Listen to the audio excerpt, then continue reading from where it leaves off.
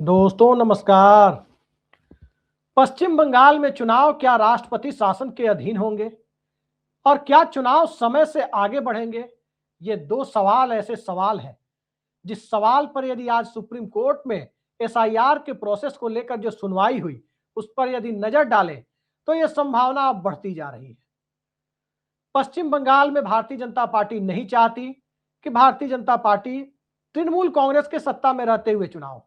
ममता बनर्जी के मुख्यमंत्री रहते हुए चुनाव हो, क्योंकि भारतीय जनता पार्टी का एकमात्र एजेंडा पश्चिम बंगाल पर येन केन प्रकारेण काबिज होना है और उसे कहीं ना कहीं लग रहा है कि पश्चिम बंगाल में भले ही कोड ऑफ कंडक्ट लागू हो जाए जैसे किसी भी राज्य में लागू होता है,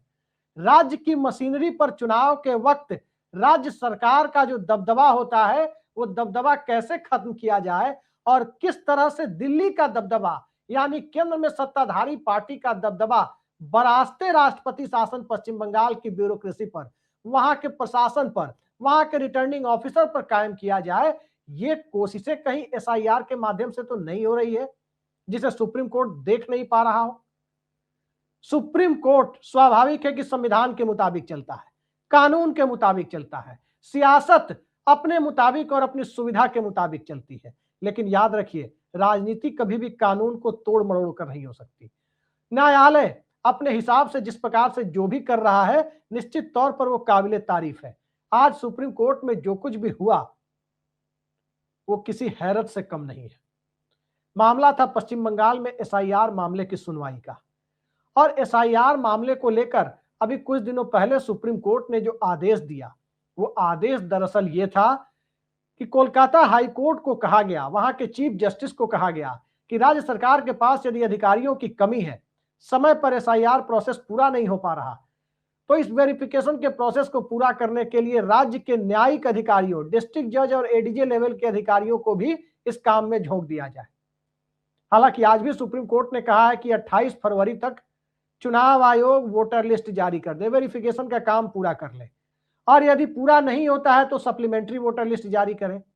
सप्लीमेंट्री वोटर लिस्ट का मतलब होता है कि उसके बाद में भी प्रक्रिया जारी रह सकती है। लेकिन सवाल यह है कि आज जो सुप्रीम कोर्ट में हाई कोर्ट की तरफ से कहा गया, कोलकाता हाई कोर्ट की तरफ से जो कहा गया, वो बयान काफी ज्यादा रियलिस्टिक यानी वास्तविकता के करीब जान पड़ता है, क्योंकि 80 लाख के करीब वेरिफिकेशन होने हैं और 80 लाख वेरिफिकेशन के लिए कोलकाता हाई कोर्ट के चीफ जस्टिस की तरफ से सुप्रीम कोर्ट में जो जवाब दाखिल किया गया उसमें साफ कहा गया कि जो 250 जुडिशियल अफसर की तैनाती की जाए, जो राज्य के अंदर तकरीबन 250 जुडिशियल अफसर है, तब भी इस काम को पूरा करने के लिए 80 दिन चाहिए। अब 80 दिन इस काम को पूरा करने के लिए जब चाहिए तो 80 दिन में काम पूरा होगा, फिर वोटर लिस्ट पब्लिश होगी, फिर उसके बाद आचार संहिता लगेगी, फिर चुनाव होगा। और यदि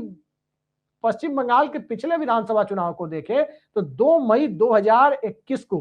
पश्चिम बंगाल में चुनाव प्रक्रिया पूरी हो गई थी, यानी 2 मई को मतगणना भी हो गई थी, वोट की गिनती भी हो गई थी। अब 2 मई 2026 के आसपास 2-4 दिन आगे पीछे ये प्रक्रिया 2026 में भी पूरी हो सकती है, लेकिन 2 मई की तारीख आने में महज 67 दिन बचे हुए हैं। फरवरी समाप्त होने को है, मार्च और अप्रैल यही 2 महीने बचते हैं, यानी कुल मिलाकर 67 दिन बचे हुए हैं 2 मई की तारीख में, जबकि 80 दिन तो वेरिफिकेशन के लिए ही मांगा जा रहा है और उसमें 2-2.5 महीने और यदि जोड़ दिया जाए तो यह मामला तकरीबन 5 महीने लंबा होता है। इस मामले को लेकर, इस मामले की गंभीरता को समझते हुए Kolkata high court, supreme court ने दरअसल कोलकाता हाई कोर्ट को कहा कि जरूरत पड़ने पर यदि आवश्यकता है तो पश्चिम बंगाल को, वहां की जुडिशियरी को और कलकत्ता हाई कोर्ट के चीफ जस्टिस को झारखंड और उड़ीसा से भी न्यायिक अधिकारियों को बुला लेना चाहिए, और इसका जो भी खर्च आएगा इस पूरे प्रोसेस का वो खर्चा चुनाव आयोग देगा। अब आज 24 फरवरी है, 28 फरवरी तक वोटर लिस्ट पब्लिश करने की बात है। अगर आज ये आदेश जारी होता है कि पश्चिम बंगाल और के लिए एसआईआर के प्रोसेस के लिए झारखंड और उड़ीसा से अधिकारी भेजे जाए, तो कब झारखंड और उड़ीसा अपने जुडिशियल अफसर को वहां के हाई कोर्ट रिलीव करेंगे, कब वो पश्चिम बंगाल की गाड़ी पकड़ेंगे, कब वो पश्चिम बंगाल पहुंचेंगे, तब उन्हें कोलकाता पहुंचने के बाद किसको कहां डिप्यूट किया जाएगा, ये प्रोसेस कम से कम 10 दिनों का है। अब ये 28 फरवरी तक कैसे पूरा होगा, ये काम किसी को भी लग सकता है कि 28 फरवरी तक पूरा होने वाला नहीं है। कलकत्ता हाई कोर्ट के चीफ जस्टिस की तरफ से जो कहा गया वो बेहद वास्तविकता के बेहद करीब है कि 80 दिन से कम नहीं लगेंगे। सवाल दरअसल चुनाव आयोग की नीयत का है कि आखिर क्या सोचकर चुनाव आयोग ने एक ऐसे वक्त में यह फैसला लिया जिसे समय पर पूरा करने की दूर दूर तक कोई संभावना दिखाई नहीं दे रही थी।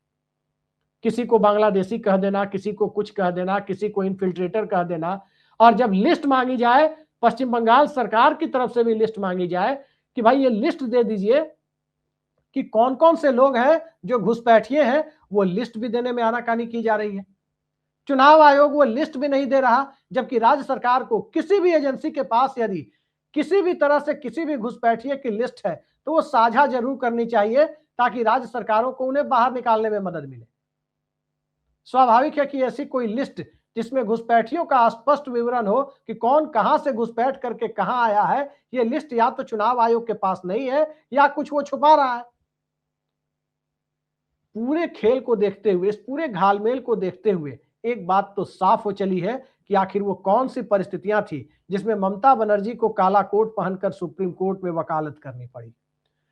पश्चिम बंगाल सरकार का और वहां की जनता का पक्ष रखने के लिए खुद सुप्रीम कोर्ट में वकील की भूमिका में हाजिर होना पड़ा। यह सवाल और इस सवाल की गंभीरता पर यदि गौर किया जाए तो एक बात साफ हो चली है कि क्या पश्चिम बंगाल का 2026 का विधानसभा चुनाव 31 साल पहले यानी 1995 के बिहार विधानसभा चुनाव के आखिरी चरण की तरह राष्ट्रपति शासन में तो नहीं होने जा रहा है। और क्यों पश्चिम बंगाल में राष्ट्रपति शासन की आशंका है, इसका तो आपने एक सीधा सा वाकया ये देखा, सीधा सा मामला ये देखा कि कम से कम पश्चिम बंगाल में तय समय सीमा के भीतर एसआईआर की प्रक्रिया पूरी करने में कोलकाता हाई कोर्ट भी मौजूदा संसाधनों के बीच हाथ खड़े कर रहा है कि यह संभव नहीं है 80 दिनों के बिना। सुप्रीम कोर्ट कह रहा है कि 28 फरवरी तक यानी अगले 4-5 दिनों में दे दीजिए। सवाल घूम फिरकर राष्ट्रपति शासन पर इसलिए आ रहा है क्योंकि पूर्व में ऐसे उदाहरण मौजूद है, और पूर्व में 31 साल पहले बिहार में जो हुआ था उस घटनाक्रम पर यदि हम नजर डालें तो उस वक्त भी फोटो पहचान पत्र और राज्य की कानून व्यवस्था को लेकर उस वक्त के मुख्य चुनाव आयुक्त टीएन शेषन के साथ बिहार के तत्कालीन मुख्यमंत्री लालू यादव की ठनी हुई थी। लालू यादव टीएन शेषन के बारे में क्या क्या नहीं कहते थे, और अंततः यह हुआ कि पहले चुनाव आयोग ने 4 फेज में चुनाव अनाउंस किया, और फिर जब वोटिंग की तारीख नजदीक आती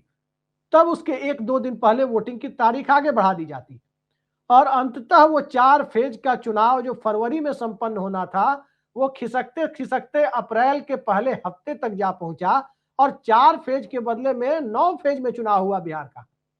और इस बीच बिहार विधानसभा का कार्यकाल खत्म हो गया तो कई सारे चरणों के चुनाव, कई फेजेज के चुनाव बिहार में राष्ट्रपति शासन के अधीन हुए थे। तो क्या पश्चिम बंगाल का पूरा चुनाव राष्ट्रपति शासन के तहत कराने की तैयारी हो रही है? यह देखना बड़ा दिलचस्प है, क्योंकि दिल्ली को लगता है कि ममता बनर्जी के रहते चुनाव में वो अपनी मनमानी नहीं कर पाएगा, राज्य की ब्यूरोक्रेसी को कंट्रोल नहीं कर पाएगा, और ममता बनर्जी को लगता है कि अगर राष्ट्रपति शासन में चुनाव होगा तो दिल्ली किसी न किसी तरह से खेल करेगी, मशीनों के माध्यम से धांधली करा सकती है, और दूसरे तरह से वोटर को, टीएमसी के वोटर को बूथ तक जाने से रोकने का उपक्रम कर सकती है। सुप्रीम कोर्ट ने भी इस बात को माना कि अविश्वास बहुत ज्यादा है, 2 संस्थाओं यानी राज्य सरकार और चुनाव आयोग के बीच विश्वास की कमी है, अविश्वास बहुत बढ़ा हुआ है। हकीकत यह है कि चुनाव आयोग के ऊपर जो आरोप लग रहा है कि वह दिल्ली में यानी केंद्र में सत्तारूढ़ पार्टी के इशारे पर कथित तौर पर काम कर रहा है, इस वजह से अविश्वास बढ़ा हुआ है। अविश्वास दरअसल भारतीय जनता पार्टी और तृणमूल कांग्रेस के बीच है। कहीं ना कहीं राज्य में वोटर्स को बूथ तक पहुंचाने और वोटर्स को बूथ तक पहुंचाने से रोककर किसी तरह से 42 लोकसभा सीटों वाले राज्य की सत्ता अपने नाम कर ली जाए, ये कवायद ज्यादा है। एसआईआर तो इसमें एक मोहरा भर मालूम होता है, क्योंकि एसआईआर यदि एक होता तो बिहार के लिए एक अलग डॉक्यूमेंट, पश्चिम बंगाल के लिए अलग डॉक्यूमेंट, दूसरे राज्यों में जो एसआईआर की प्रक्रिया चल रही है उसके लिए एक अलग डॉक्यूमेंट। एक तरफ भारतीय जनता पार्टी कहती है एक देश एक कानून, फिर एक देश और अलग अलग राज्यों में अलग अलग एसआईआर क्यों, अलग अलग डॉक्यूमेंट्स की जरूरत क्यों, पश्चिम बंगाल में ऐसा क्यों किया जा रहा है? इस सारे सवालों को लेकर पश्चिम बंगाल के अंदर जो मामला उलझता जा रहा है, उन सब के बीच ये याद कर लेना जरूरी है कि किस प्रकार से आईपैक के दफ्तर पर, चुनावी रणनीति बनाने का काम करने वाली एक एजेंसी के दफ्तर पर ईडी का छापा पड़ा और किस तरह से ममता बनर्जी ने वहां पर अपनी भूमिका का निर्वाह किया। ये सारे सवाल ऐसे सवाल हैं जिससे एक बात तो साफ हो चला है कि एसआईआर के बहाने पश्चिम बंगाल का चुनाव टालने की कोशिश तो नहीं हो रही है। सब कुछ इस पर निर्भर करता है कि सुप्रीम कोर्ट में जब अगली सुनवाई होगी तो इस एसआईआर के मुद्दे पर होता क्या है। अगर सुप्रीम कोर्ट के निर्देश के मुताबिक समय पर, तय समय सीमा पर एसआईआर की प्रक्रिया पूरी नहीं होती है तो इसका मतलब है कि चुनाव आयोग दोषी है। लिहाजा राज्य की जनता को उसके लोकतांत्रिक अधिकार से, समय पर लोकतांत्रिक अधिकार का प्रयोग करने से वंचित करना कहीं ना कहीं दिल्ली में सत्ता में बैठी हुई पार्टी के इशारे पर किया गया कदम पश्चिम बंगाल के लोगों को भी मालूम होगा। तो क्या एसआईआर की प्रक्रिया को लेकर जानबूझकर विवाद उलझाया जा रहा है? अब देखते हैं 28 फरवरी तक ये प्रक्रिया पूरी होती है कि नहीं। व्यक्तिगत तौर पर मुझे लगता है कि 28 फरवरी तक ये प्रक्रिया पूरी होना संभव नहीं है। पूरी होना संभव इसलिए भी नहीं है क्योंकि महज 4 दिन बचे हैं और खुद कोलकाता हाईकोर्ट के चीफ जस्टिस की तरफ से सुप्रीम कोर्ट में कहा जा रहा है कि हम सारे न्यायिक अधिकारियों को, 250 न्यायिक अधिकारियों को झोंक दे, तब भी संभव नहीं है, तब भी 80 दिन लगेंगे। पहली बात यह कि जुडिशियल अफसर ये काम करते नहीं थे, लेकिन जब अविश्वास बढ़ने लगा, तय समय पर काम नहीं हो रहा था, तब सुप्रीम कोर्ट ने कहा कि बंगाल के जुडिशियल अफसर इस काम में हाथ बटाएं, उनकी भूमिका तय की जाए, वो अपनी निगरानी में इस काम को कराए। अब जुडिशियरी कह रही है कि हमें 80 दिन चाहिए। कुल मिलाकर ये खेल यही लगता है कि समय पर चुनाव न हो, राज्य विधानसभा का टर्म पूरा हो जाए, राज्य सरकार टर्म पूरा होने के कारण जो संवैधानिक स्थिति है उस स्थिति में राज्य सरकार अपने दफ्तर छोड़ दे और पश्चिम बंगाल राज्यपाल के हाथों यानी राष्ट्रपति शासन के हवाले हो जाए। अब अगली सुनवाई तक ये देखना दिलचस्प होगा कि क्या कोई एसआईआर वेरिफिकेशन वाली लिस्ट या कोई सप्लीमेंट्री लिस्ट जारी हो पाती है या नहीं हो पाती। देखते जाइए क्या होता है। बंगाल दिलचस्प मोड़ पर है और बंगाल के सहारे दिल्ली का नंबर गेम सुधारने की जो कोशिश बीजेपी कर रही है उसमें उसे कितनी कामयाबी मिलती है ये देखा जाना है। 100 बात की एक बात सिर्फ इतनी है कि पश्चिम बंगाल में 42 लोकसभा सीटें हैं। उत्तर प्रदेश अब वापस सांप्रदायिकता की राजनीति से दूर हटकर कहीं ना कहीं वहां पर सामाजिक न्याय की राजनीति में डूबता जा रहा है। सामाजिक न्याय की राजनीति वहां मजबूत होती जा रही है। लोकसभा चुनाव में पीडीए जो अखिलेश यादव का था उसकी कामयाबी के पीछे यही कारण था। राहुल गांधी जाति जनगणना का मुद्दा बड़ा मुद्दा बना चुके हैं। तो जितना नुकसान उत्तर प्रदेश में हो रहा है उसकी भरपाई स्वाभाविक है कि बंगाल या तमिलनाडु जैसे बड़े राज्यों से होनी है। तमिलनाडु में भी भारतीय जनता पार्टी का फुटप्रिंट उतना मजबूत नहीं है। पश्चिम बंगाल में भारतीय जनता पार्टी ने अपने आप को मुख्य विपक्षी दल बना लिया है। लिहाजा पश्चिम बंगाल से उत्तर प्रदेश के नुकसान की भरपाई करने की जो कोशिशें हैं वही कोशिश इस एसआईआर के पीछे के मकसद में टीएमसी को लग रही है कि एसआईआर तो बहाना है। असली कोशिश पश्चिम बंगाल के 42 लोकसभा सीटों को भारतीय जनता पार्टी के लिए 2029 में सुरक्षित बनाना है और इसके लिए